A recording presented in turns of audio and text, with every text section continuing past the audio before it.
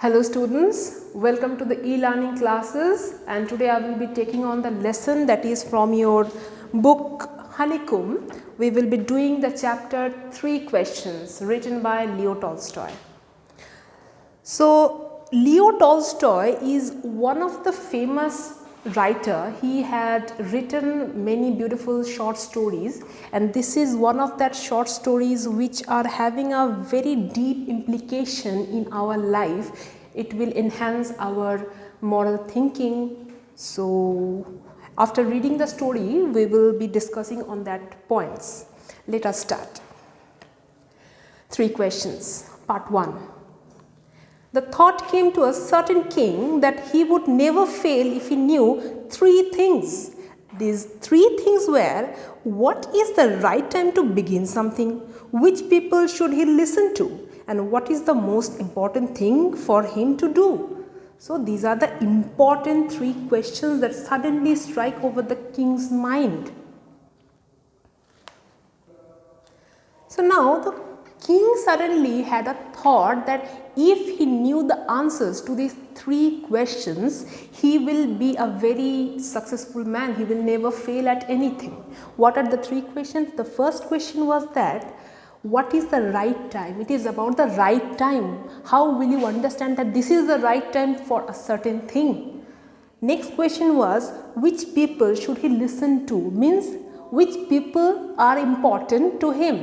Means in our life we have many people, we are connected to many, but there are certain people we always tag them as very important to us. Okay, like our parents, our family members, our friends, our teachers. Okay, so we consider them as very important people in our life. But here the question is, there should be a certain people, like a certain group of people who will be the most important people for the king. So he is wondering what or who, which people should he listen to. The third question, what is the most important thing for him to do?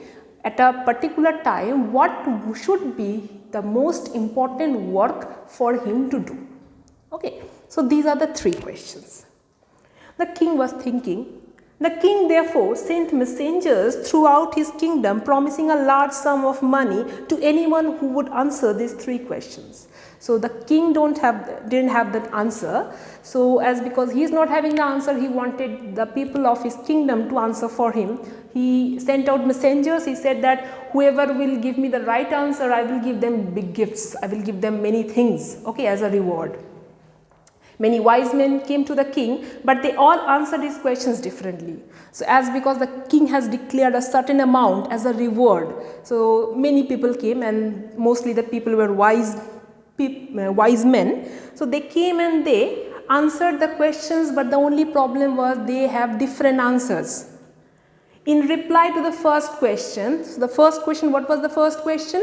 What is the right time? About the right time. So in answer to the right time, some said the king must prepare a timetable. So in order to understand which is the right time for you, you have to prepare a timetable. We all do. We all have a timetable. We have a fixed time for doing certain things. We follow a routine and then follow it strictly. Only in this way, they said, could he do everything at its proper time. Others said that it was impossible to decide in advance the right time for doing something. So some concluded, okay, that you have in the entire day you have to make a certain routine, and you have to follow the routine strictly, the particular time for a particular work, and the king has to follow that. In this way he will never go wrong. But others were against it. They said that it is really impossible for someone to decide from before, because the time has not come. The time will be coming. The time will be coming in the future. Now standing in the present, how can I decide which time will be right for what thing? It will be clear on that point of time. I can't tell what will be happening tomorrow, what I can do. I can just simply plan that tomorrow I can do certain things, but I am not sure that tomorrow I will be able to do certain things. Suppose if I get sick, I won't be able to do that. The king should notice all that was going on. So they said the king must be alert, the king must be always aware of what is going on around him and avoid foolish pleasures. Means the king must not waste his time into getting into luxury, and always do whatever seems necessary at that time. So the king must do the important thing, whatever he feels important to do at that certain time, he must do. Yet others said that the king needed a council of wise men who would help him act at the proper time. So now others said that no, the king alone can't decide which will be the right time. So for the king to decide which is going to be the right time, he needs a group of men. They are called the councillors, the ministers. So the ministers will help him to decide this will be the right time for doing this thing. This was because one man would find it impossible to decide correctly without the help from others, the right time for every action. But then others said that there were some things which could be urgent. These things could not wait for decision of the council. In order to decide the right time for doing something, it is necessary to look into the future, and only magicians could do that. The king therefore would have to go to the magicians. Now others are telling, some other wise men, they are telling, no, it is not possible all the time. Yes, councillors are good, this is a good idea, but this good idea is not applicable all the time. Why? Because suddenly, if right now there is an emergency, then the king won't have that time to gather the councillor and sit for a meeting. At that time the king has to decide then and there. Okay, himself alone, being alone, he has to decide something. Every time he can't depend on the councillors. So in order to face such situation, the king must have magicians. Now why magicians? Because magicians will be having that round ball, okay, the globe, okay, and in that globe the magicians could predict the future, that this is coming towards you, so you decide from now on what you are going to do. So the king needs magicians. In answer to the second question, so everyone has answered really very bad in the first question. The king was unhappy. Now for the second question, let's see. Some said that the people most necessarily to the king were his councillors. The most important people to the king should be the ministers, so should be the councillors. Others said the priest. Some others said no, priests are more important, because priests will be related to the religious activities, the pujas, the yagyas, those are very important. Because why? Because for everything we need to keep the gods happy. If the gods are not happy, then nothing will be happening. So therefore the important people for the king should be the priest, they said. A few others chose the doctors. Others said no, more important than the priest should be the doctors, because doctors, they save lives. And yet others said that his soldiers were the most necessary, and other had the opinion even more important people should be the soldiers, because soldiers makes the army, and if the king is having a bigger army, the king is powerful. If the king is having a very small army, the king is very weak. Anybody can come and defeat the king and take away the kingdom. So important are the army, the soldiers. That is also different answers. To the third question, some said science. Now what was the third question? The third question was the important work. What should be the important work for the king? So they said, some said science, means scientific research, any kind of invention, any kind of development, anything related to science. Others chose fighting. They said no, we must be trained properly. We must be trained in different kinds of arms, how to fight, how to take up the weapon. Okay, so they thought that fighting is more important, because if there is any kind of attack from the neighboring kingdom or from any faraway land, if any kind of enemy attack is happening, then they should be able to defend themselves. So they must train themselves in the fighting skills.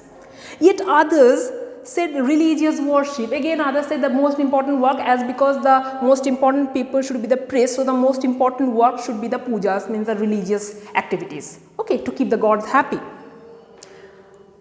As the answers to his questions were so different, the king was not satisfied and gave no reward. So king was not satisfied, obviously different answers. So I just need one answer. Nobody is able to give that one particular answer.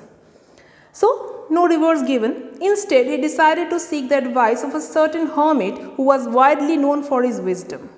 So he heard about a hermit. A hermit means a kind of man living in the forest, living a very simple lifestyle in the forest, okay, away from the society and living like just like what we call in term a sadhu. Okay.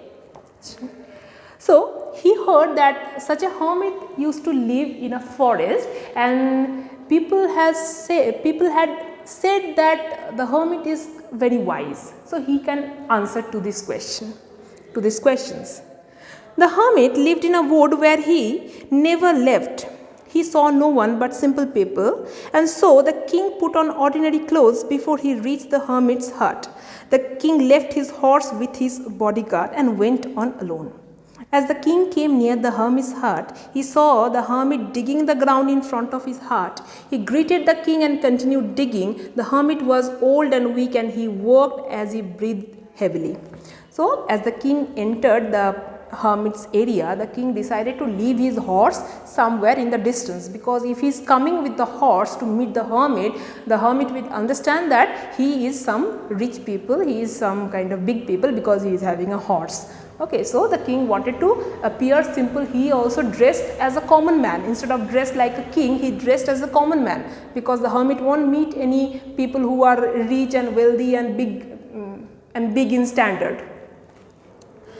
So after he reached the hermit greeted him gently, and the hermit was doing a work. The hermit was actually digging the ground, and he saw the person coming, the king coming, but he didn't know that he was the king. So he just greeted him and he continued his work.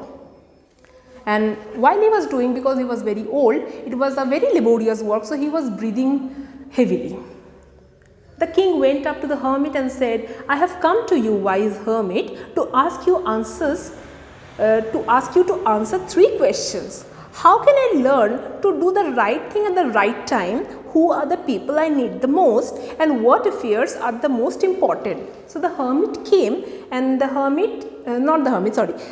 king came, and the king asked the hermit that I actually came here because I wanted the answer of these 3 questions, and he told the 3 questions. The hermit listened to the king but did not speak. The hermit refused to speak. He was busy in the work. "You are tired," said the king. "Let me take the spade and work in your place." So the king offered that, "You are such an old person, you are working so hard, and I am standing here. Okay, let me help you." So he told him that, "Let me help you."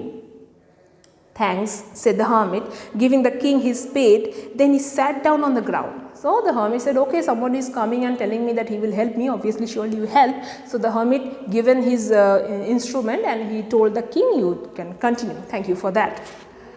When the king had dug 2 beds, so the king was digging, and finally he completed digging 2 beds. He stopped and repeated his questions.